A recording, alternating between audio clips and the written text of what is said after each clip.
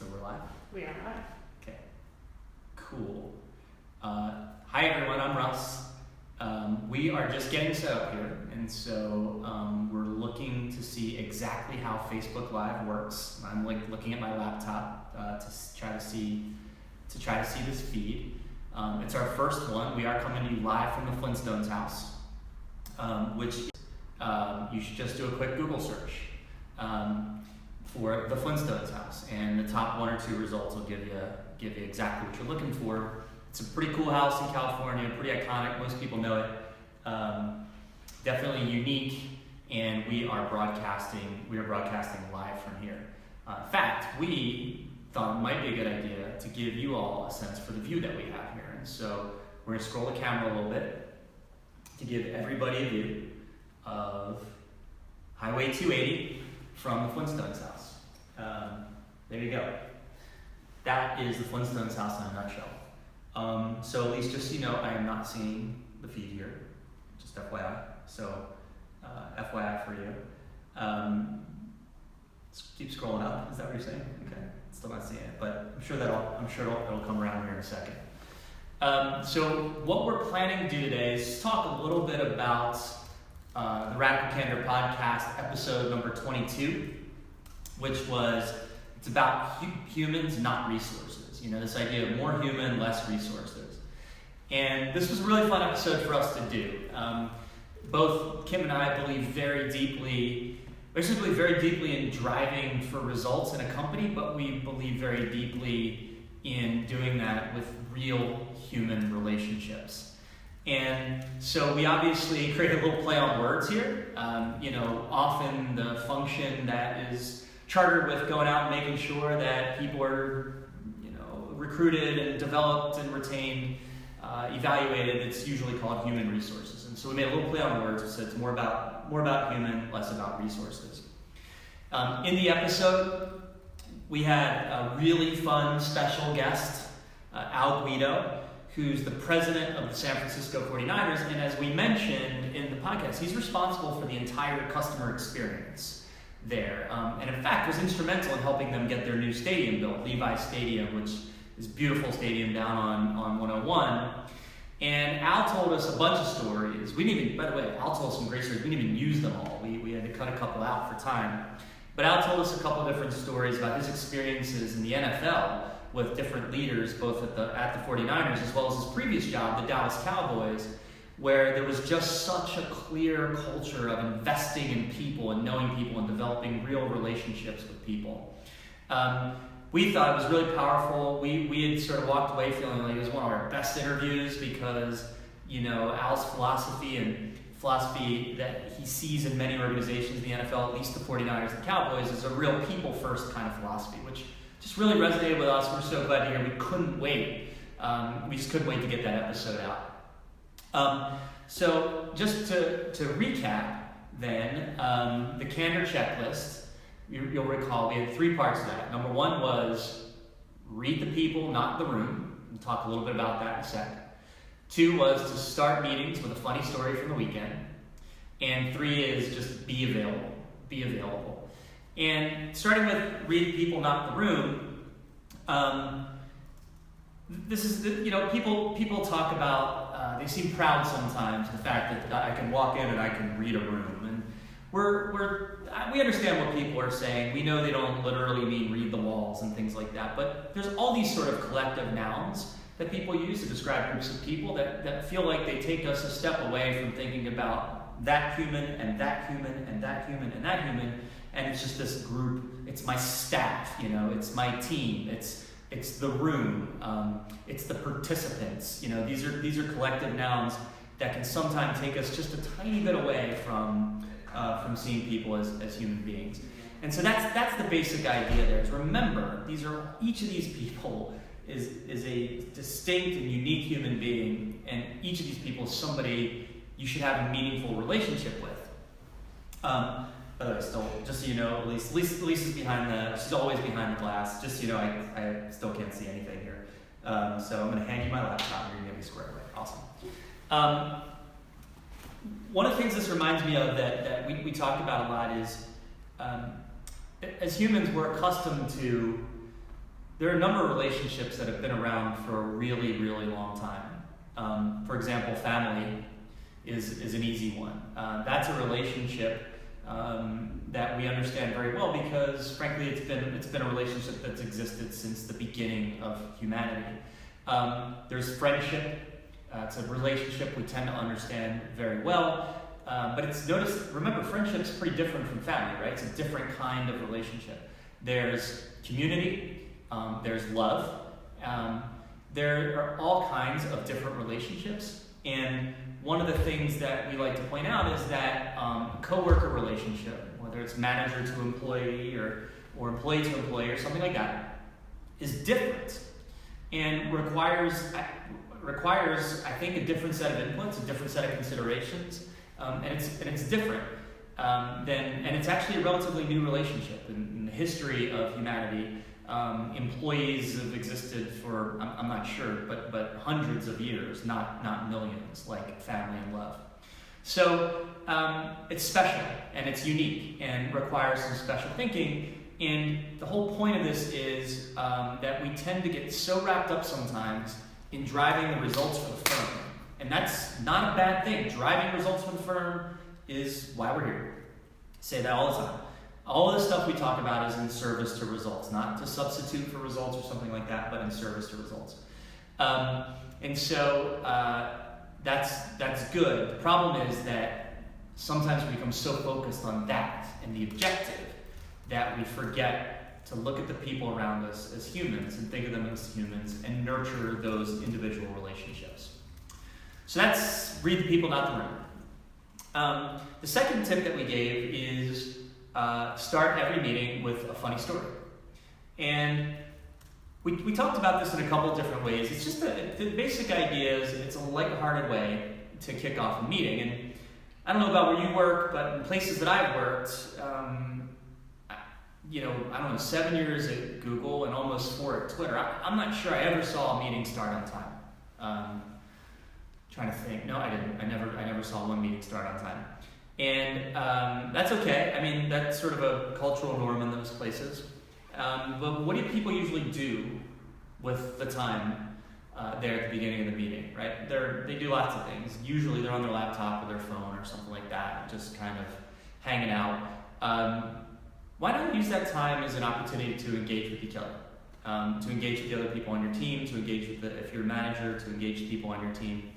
And talking about a funny story from the weekend, for example, if the meeting were on Monday or Tuesday, this would make a lot of sense. Might make less sense on Friday.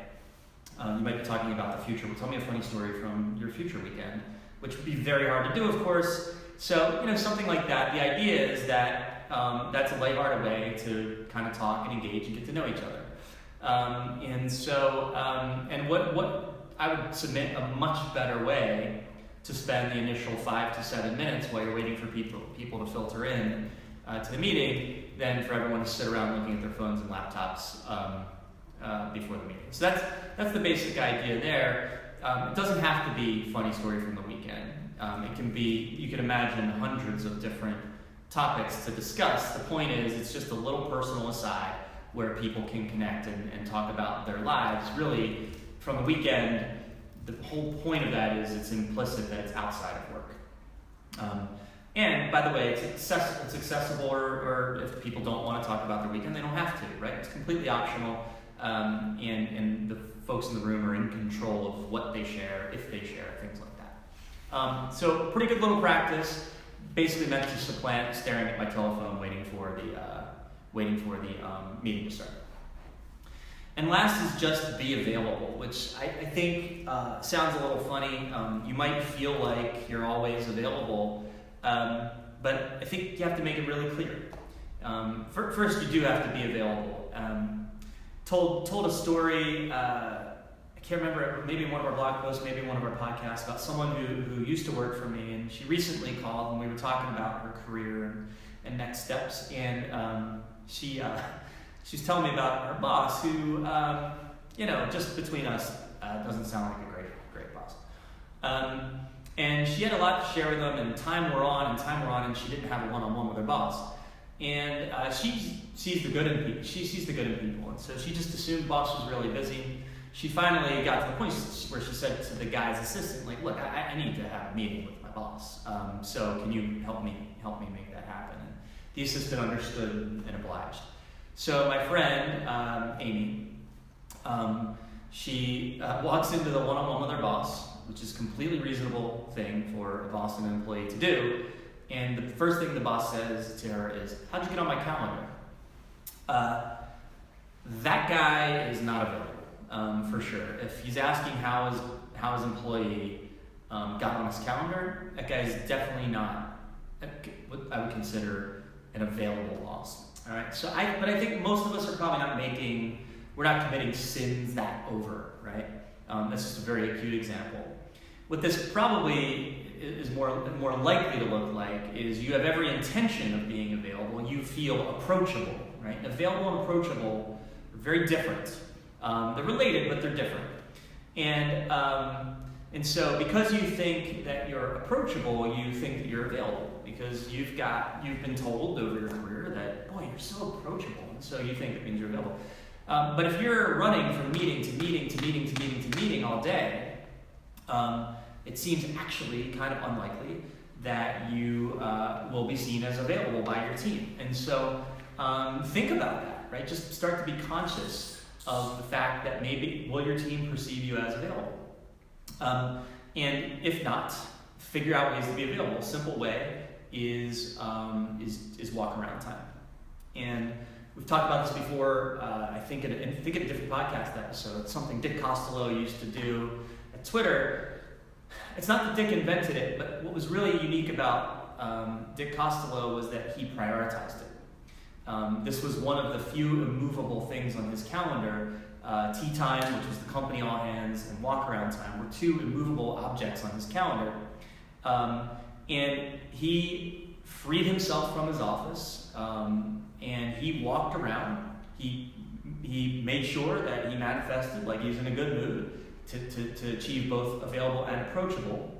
And then he was literally available for 60 or 120 minutes to people, and he'd walk around and kind of meet them where they were. He's busy, right? He led the company through an IPO. He was the CEO of Twitter, which is a massive company with massive number of users. And he knew that to be available and to show up as available, he needed to carve out time to do that. So if Dick could find the time to be available, you can too. Number one. Number two is it's okay to install some kind of scheduling practice to help make sure that you are available. Okay. So just in case you're just joining, first, thanks for joining. This is our first Facebook Live event ever. We're just testing it. If no one shows up, we won't do it again. If scads and scads of people show up, we might do it again. I'm Russ, and co-host of the Radical Candor podcast. And today, what we've been talking about till now is mostly Radical Candor podcast episode number 22. It's about humans, not resources. As I mentioned at the beginning, we'll play on words. Of course, human resources is often the name of a function that is chartered with the recruitment, the development, the evaluation, the retention of employees. And what we're trying to say there is something very simple, is that people are real people. They're real humans. They're not resources like the plastic that goes into your product or fuel that goes into your manufacturing process. Those are resources. People are people. And really the spirit of this is, and therefore you should have real relations, try to have real human relationships with those folks. I just recapped the Candor checklist. And Al Guido, of course, was our guest on that episode. He had some great stories. He's the president of the 49ers. And he had some great stories about his time, both the San Francisco 49ers as well as Dallas Cowboys, and talking about these amazing stories of leaders there who are really people-first kind of leaders.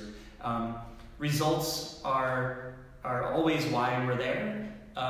But we think that the best way to achieve those results is through really strong human relationships with the people that you're working with, whether it's peer-to-peer or manager-to-peer, or employee-to-manager, things like that. Doesn't really matter. Human-to-human relationships. I recapped the Candor checklist, which again was read the people, not the room, and start meetings with a funny story from the weekend, and be available. All right, so now we've got that set up. We're about 15 minutes in. That flew, by the way. That 15 minutes flew. If you have questions, now's a really good time. Now's a really good time to type them in. So I'm actually scrolling right now and I'm looking for questions. Are there questions? There are no questions. All right, then that's a short scroll. That was a really short scroll. So like I said, we're testing this. For the few of you that have joined, thank you. I actually think I can see now who's joined. Thank you very much. If you have a question, please ask it. And if not a lot of people join, we probably just wouldn't do it again. That's cool. So we need some folks to join. So tell your friends, quick, tell your friends. So making sure that you know that now's a really good time. Now's a really good time to type your questions.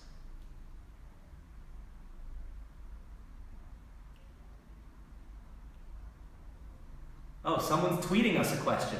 Someone's tweeting us. We're on Facebook Live and someone's actually just tweeted me a question. I was not expecting that to happen. Russ, can you please tell us a funny story from your weekend? Okay, I can do that. I can actually tell you a funny story from the weekend. It's actually a couple weekends ago, to be totally fair, and maybe not so much funny as inspiring. But we were leaving our house to go to dinner on Saturday, and there was a tiny baby deer in our driveway. It was probably about this long. I mean, born almost certainly that day. In fact, its fur was still matted. It wasn't wet, but it was still matted with amniotic fluid, just to give you a sense for just how new. And it actually kept falling onto its knees. It was extremely feeble. But its mom was nowhere to be found. And so we were obviously looking around for the mom, hoping to just do a quick reconnect. But we were unsuccessful. And so we had to decide what to do. So we put a little action plan together. We called animal control. And they said exactly what you think they would say, which is, hey, survival of the fittest, and you gotta let the deer go. And so we didn't like that because we thought this deer was very vulnerable. So we wanted to kind of think about that a little bit more. I went and bought some goat milk from the store. Thought maybe the deer would be more likely to drink goat milk than cow milk. I'm not exactly sure if deer cares that much between goat versus cow milk, but anyway, that seems goats and I think deer look more alike than cows and deer anyway. So what the heck? So we got a bottle. We tried to feed it. Deer wouldn't eat, so that didn't work. And so because of that, we realized that either the deer was going to not thrive with us because we couldn't get it to eat, or it was ultimately going to eat and we were going to end up with a pet deer. That didn't make any sense either, and we're thinking, where are we going to keep this deer? We have 2 large dogs that definitely would see that deer immediately as a toy, and that wouldn't be good for the deer. So we're thinking this through, we just can't. As much as we would want to keep and raise this sweet little animal, we just realized we just can't. It makes no sense. And animal control is not going to do anything, and so we realized we got to put the deer back. So my 11-year-old son, Starks, and I came up with a little plan. And what we were going to do is we were going to take the deer up our hill. We wrapped, I'm not sure if it was a him or her actually. We wrapped him in a little towel, and we set him into a spot that had some concealment. So, from, who knows, raccoons to bobcats to coyotes. We have coyotes where we live as well. Just to give the deer a little bit of concealment. And there are deer trails all around our yard. So what Starks, my son, did was he cut up a bunch of strawberries and we planted them along the deer trail and had them lead into where the deer was. This way, if his mom stumbled upon the strawberries, come around and find the baby and they'd be reunited. And so we did this. We waited till just before dusk so that there was the best chance because deer were active at dusk. And it worked. Lo and behold, it worked. Little guy was there at his spot. Saw 3 different doe come by. One of them was his mom, and she found him there. She'd eaten some strawberries, and she was interestingly, she was obviously looking for her baby. And they reunited, and they walked off, and that was a great enough end of the story. But then even just a couple weeks later, we saw. Turned out she actually had two babies, not one, and they were starting to grow and get stronger, and they were all hanging out together in our yard. It was really, really a wonderful story. As far as funny stories from the weekend go, that's one too long. I'm just realizing as I'm finishing, way too long. It's great though. We can all admit that was a great story.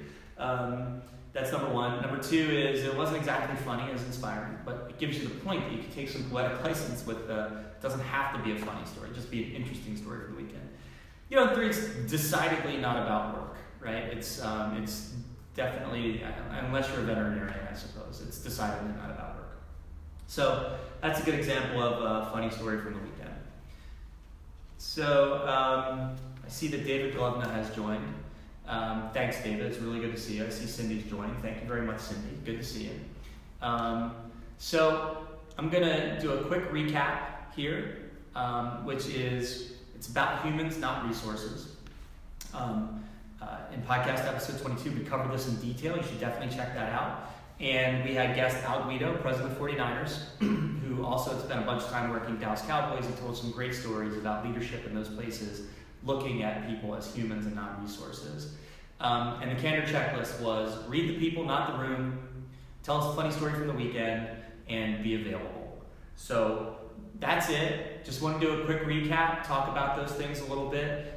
That's it for our first Facebook Live session. We hope you enjoyed it, and we look forward to possibly doing this again next time. Thanks a lot. See you soon.